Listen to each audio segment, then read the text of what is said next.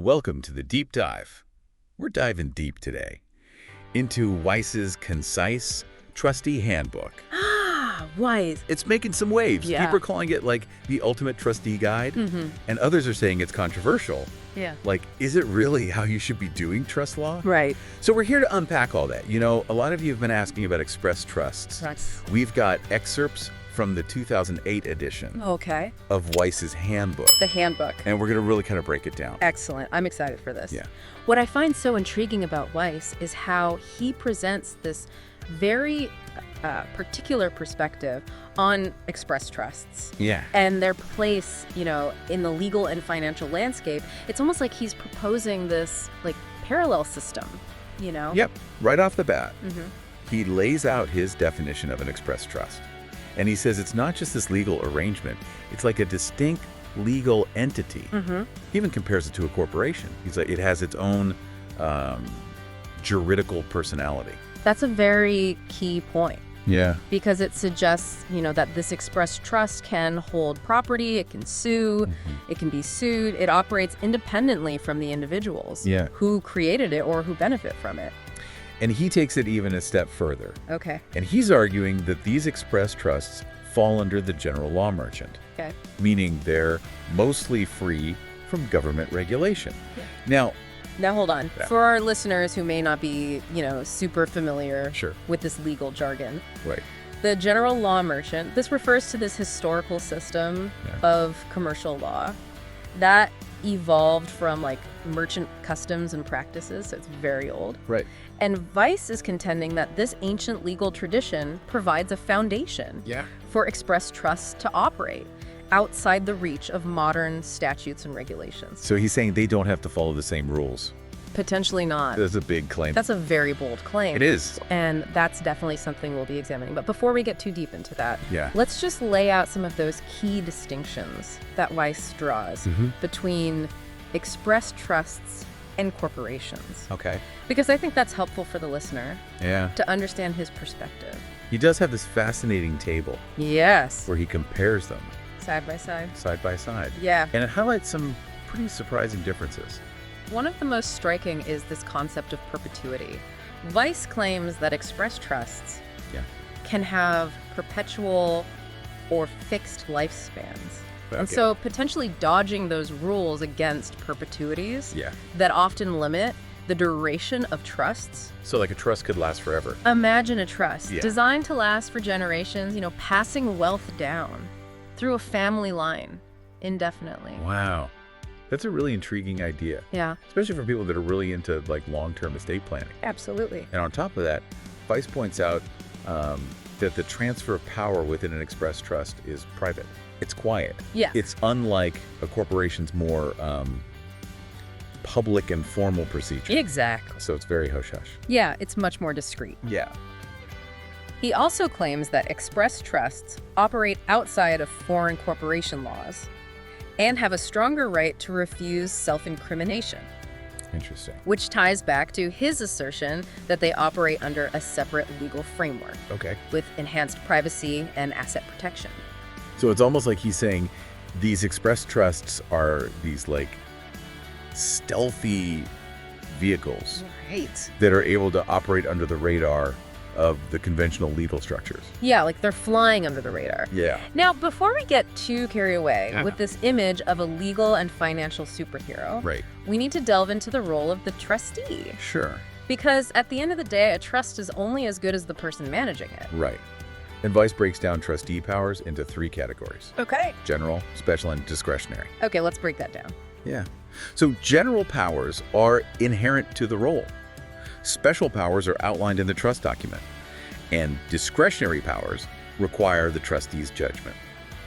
So you're saying general powers are your everyday tasks. Yeah. Special powers are those special projects. And discretionary powers are those judgment calls. Yeah, like when you're on the fly. You got to make a decision. Yeah. And Weiss is very clear about the trustee's duty of utmost good faith, especially when dealing with beneficiaries. Yeah. It's not just about following the letter of the law, it's about ethical conduct and acting in the best interests of the trust and its beneficiaries. So it's almost like this moral compass guiding every decision. Exactly, like a guiding principle. Yeah. And to ensure transparency and accountability, he is a stickler for record keeping, Oh, yeah? minutes, separate accounts, everything meticulously documented. Yeah, you get the sense that Weiss really wants to create this system that is both independent Right. and accountable. But also transparent. Yes. So there's checks and balances Yes. in place. Exactly. Speaking of accountability, Weiss acknowledges that trustees can appoint representatives or agents to handle specific tasks. But he emphasizes that this doesn't absolve the trustee of their ultimate responsibilities. Yeah. They're still at the helm, Yeah. steering the ship. Right. They can't just delegate everything Not at all. and walk away. They're ultimately responsible. Okay. So we've covered the basics. You know, what an express trust is, according to Weiss, its potential advantages over corporations, and the trustee's role. Now things get a bit more unconventional. There we go. Weiss dives into this whole concept of commerce and jurisdiction, and it's here where he really starts to challenge, like, the status quo. This is where it gets really interesting. Yeah. This is where that analogy of the ship becomes really crucial. Okay. He compares express trusts to private vessels navigating the hostile waters of interstate commerce. Oh, which is a legal domain Yeah. that he sees as teeming with regulations and potential conflicts with common law principles. So he's saying, like, it's a dangerous world out there. It's a treacherous sea Yeah. full of pirates and storms. And you got to be careful. You got to know how to navigate. Yeah. And he's saying the express trust is that vessel that can chart its own course, free from the constraints of the traditional legal and financial system. It's a powerful image. It is. But how realistic is that? Well, that's the million-dollar question. Yeah. Even Weiss admits that if an express trust engages in activities like banking or using Federal Reserve notes, it enters the jurisdiction of the 14th Amendment and becomes subject to public policy regulations. So it's not a complete escape then Not a complete escape, no. from government oversight. Even in Weiss's view. So it sounds like he's advocating for this, like, operating in this, like, legal gray area. It seems that way. Yeah, which raises questions about, like, how viable is this? And is it even legal? And those are questions we'll be exploring further as we continue Yes. our deep dive. We will. So let's continue our journey through Weiss's Concise Trustee Handbook. Okay. We've established some foundational concepts. Right. And as you've probably gathered, Weiss isn't shy Yeah. about pushing the envelope. When it comes to, like, traditional trust practices, Okay. one area that really stands out is his exploration of the trustee's power to issue certificates and bonds. Yeah, this is where it gets really fascinating Yeah. because we're not just talking about managing assets. Right. We're stepping into, like, the realm of creating financial instruments. Exactly. It's like Weiss is envisioning this, like, mini financial system within the trust itself. Like a world within a world. Yeah. Yeah. Exactly. Weiss outlines how trustees can issue certificates of beneficial or capital interest, which represent ownership and profit sharing within the trust. Okay. It's like akin to issuing stock in a corporation. But with this, like, distinctly trust-oriented approach. So could anyone just create their own stock market within their trust? Not quite. Right. Weiss emphasizes that these certificates are governed by the terms laid out in the trust document. Right. It's not a free-for-all. Okay. The rights and obligations of those interest holders have to be clearly defined. That makes sense. Right. It ensures that things are managed in a structured way. Right. But what about bonds? Oh, good question. How do they fit into this picture? Weiss describes bonds as trust obligations, Okay. much like a corporation, might issue bonds to raise capital. Right. So in this context, trustees could use bonds to back contract performance, essentially guaranteeing the fulfillment of obligations. So a trust could potentially raise a significant amount of capital Yeah, through these bonds and then expand its operations or investments. that's the implication. Wow. However, Weiss is quick to point out potential pitfalls. He stresses transparency, avoiding conflicts of interest, particularly when trustees issue certificates or bonds to themselves Right. or their close associates. Right. You want them to be taking advantage. Exactly. It all circles back to maintaining that ethical core Yeah. that we talked about earlier. It seems with this level of financial maneuvering, like the potential for abuse. could be significant. You're right. You're right. Are there any safeguards in place to prevent that? Well, Weiss dedicates a whole section to this, like legal strategies for success. Okay. He outlines this framework for responsible and legally sound trust administration. One thing that really struck me was his advice on maintaining a good relationship with the IRS. Oh, okay. He's not advocating for tax evasion or anything like that. Okay. In fact, he stresses the importance of accurate record keeping Right. and seeking professional advice when needed. So he's not saying, like, screw the IRS. No, not at all. He's saying, like, keep them happy. Work with them. You know, Yeah. Be transparent. It's interesting that he acknowledges the IRS and the need to operate within certain boundaries, Yes. even while, like, advocating for a system that's trying to operate outside traditional structures. It's a balancing act, isn't it? Yeah. It suggests that even in Weiss's framework, there's this recognition of the need Yeah. to engage with existing legal and financial systems, Okay. at least to a certain extent. Right. Another point he emphasizes is the use of precise language in contracts. He even provides specific examples of how trustees should sign documents Okay. to limit personal liability. So he's like, here's the magic words. Use this language. Yeah. Protect yourself. It's almost like he's created this, like, linguistic shield Yeah. to protect their assets. It's like a legal incantation. Yeah. Right. Yeah. Yeah. This really highlights the intersection of language and law. And Weiss clearly believes that specific wording Yeah. can establish legal boundaries. Okay. And protections. Right. It's a testament to the power of language Yeah. to shape legal outcomes. Okay. So we've covered a lot of ground here. We have. We've looked at Weiss's definition of express trusts, the potential advantages he sees over corporations, Right. and the critical role of the trustee. Absolutely. We've even delved into some of his more unconventional ideas We have. about commerce, jurisdiction, and even the creation of financial instruments. A whole 9 yards. Yeah. Within the trust. But this is where things start to get really interesting. There you go. Does Weiss's approach actually hold up in the real world? That's the crucial question, isn't it? Like, we can talk all day about theory and concepts, but what happens when these ideas meet the realities Yeah, of the legal and financial landscape? right. Does Weiss's handbook truly offer a viable path for trustees? Or is it just like a provocative thought experiment? Yeah, it's just a bunch of ideas on paper. Or does it actually work? Right. To answer that, we need to go beyond the theoretical Yes. and examine the practicalities, the potential pitfalls, and the long-term implications Yeah. of operating Yeah. within the framework Weiss lays out. That's where the rubber meets the road. Yeah, Right. and that's precisely what we'll be doing in the final part Yes. of our deep dive. All right, welcome back to the deep dive. Back for more. We're in the final stretch of our exploration into Weiss's Concise Trustee Handbook. Final round. So we've laid out the foundation. We know, his unique definition of express trusts, the potential advantages, the weight of the trustee's responsibilities. But now the big question. The big one. Does this hold up in the real world? Right. We can analyze these concepts all day long, but the real test is, how do these ideas fare when they actually hit the pavement of the everyday legal and financial landscape? Right. You know? Yeah.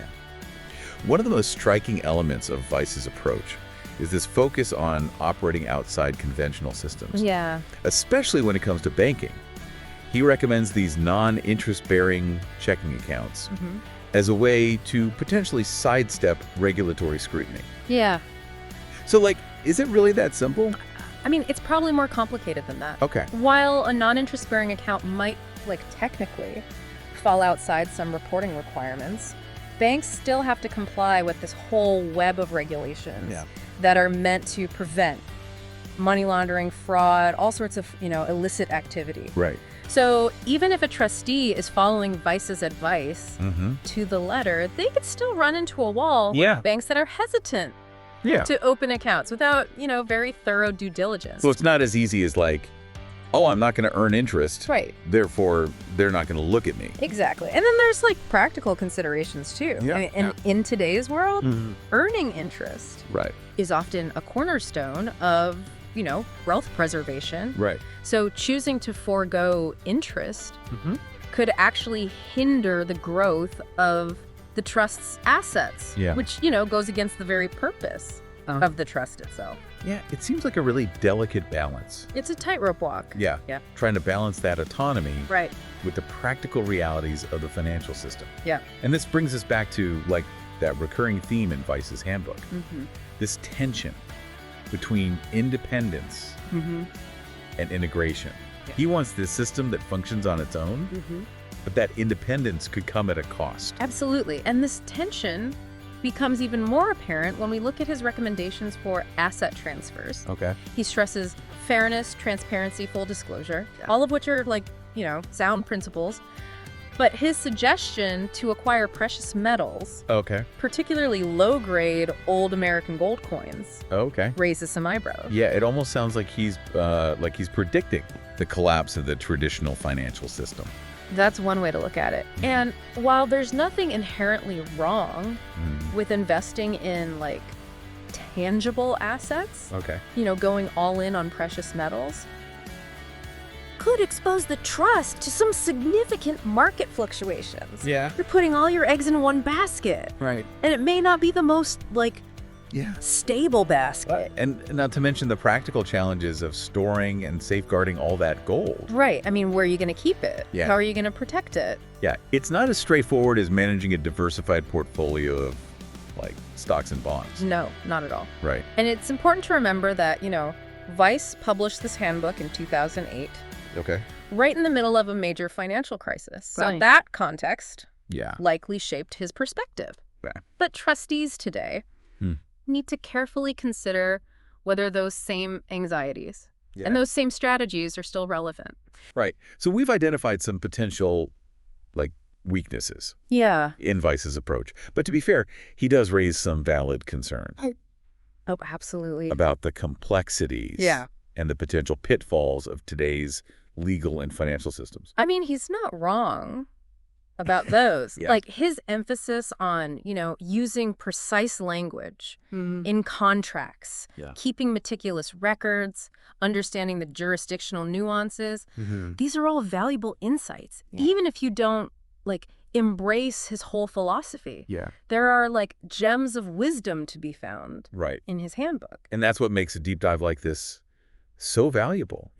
We're not here to tell you what to think. Right. We're encouraging you to think critically. Exactly. Evaluate the information, weigh the different arguments, and then form your own conclusion. Be a critical thinker. Yes. Right. Exactly. So where does this leave us? Is Weiss's Concise Trustee Handbook the be-all, end-all definitive guide for trustees? Probably not.